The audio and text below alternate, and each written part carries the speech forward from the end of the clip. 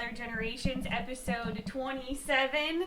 Today we are going to be showing you some soup and salad, soup and sandwich. You could do a salad too. Soup and sandwich, but we're kicking it up a notch. So we're going to do a wrap and some shiitake mushroom soup. I can't talk today. It's the wine. It's early, you know. Yeah, it is. It's the wine. It's almost 10 o'clock. Right. So I'm going to throw it over to Grandpa, and we're going to do some soup, and then we'll come over here and show you how to make the wrap. Soup. Okay. Now this is a shiitake soup, mushroom soup.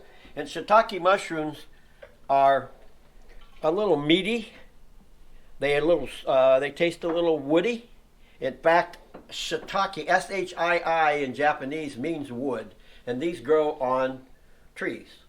So I got the smaller ones here so I didn't have to cut them. I've got some chicken broth heating up here, and I've got a slice of ginger in there.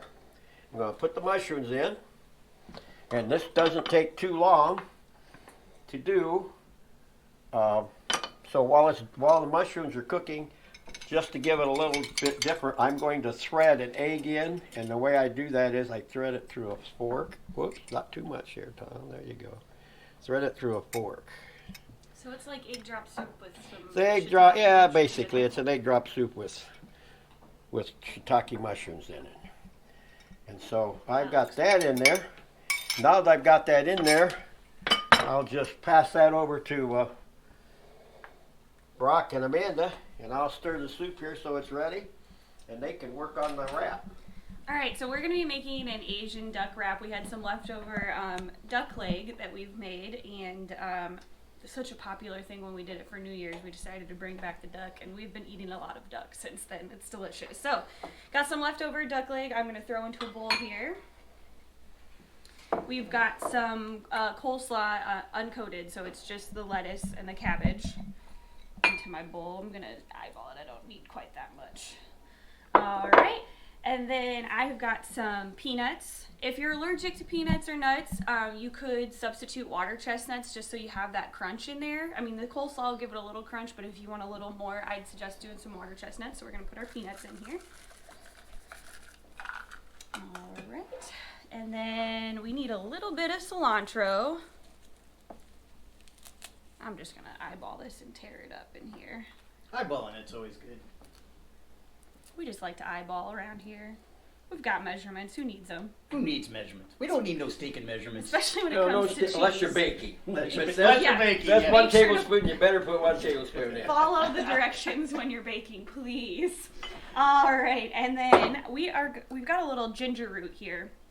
And you can buy ginger already grated, and you've seen the tubes maybe in the grocery store, but we like to have a fresh ginger root. And the way you store this is you just need to store it in some white wine in your fridge, and it'll keep it from going bad. And after a while, that wine is ginger wine. It's good to cook with too. Yeah.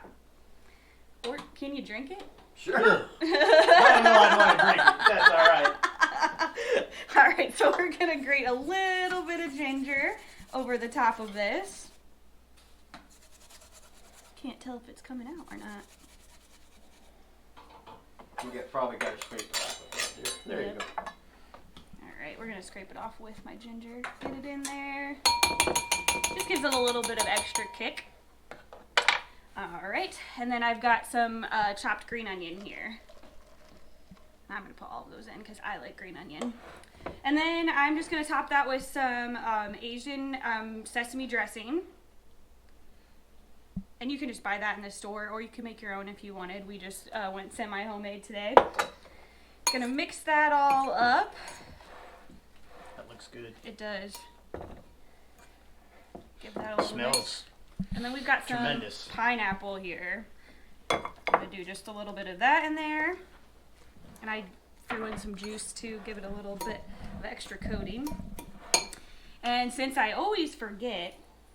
Take the top off. There you go. How's this work again? I'm going to put my salt and pepper in here. Alright.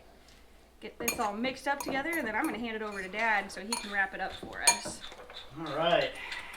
Well, now that Amanda's got that all set up, I have extra large wrap here that I just put in the microwave for about 15 seconds just to soften it up a little bit. People sometimes when they're wrapping stuff get everything on one edge and it all comes out to the side. So I'm going to show you a little bit, show you a method that I like to use here. We're going to spoon this in, and I'm going to spoon it in about a quarter close to the edge I'm going to start folding with. And so we want to be liberal with this because we want this to be a nice big wrap. But you've got enough here, what, for probably 3, 4, 5 wraps. Actually, I think it's about 4. We'd make 4 or 6. Big 4. So you're making a nice big one. I am going to make a nice big one there. There you go. So you don't want to get it too full. Your first wrap, you want to roll over, okay? And then you want to roll it again. Okay, so that you've got all your filling in, and you'll notice I still have about a quarter to a half of the wrap left. I like to fold the edges in on both sides, roll over again. Press it down, make it flat, flip it over,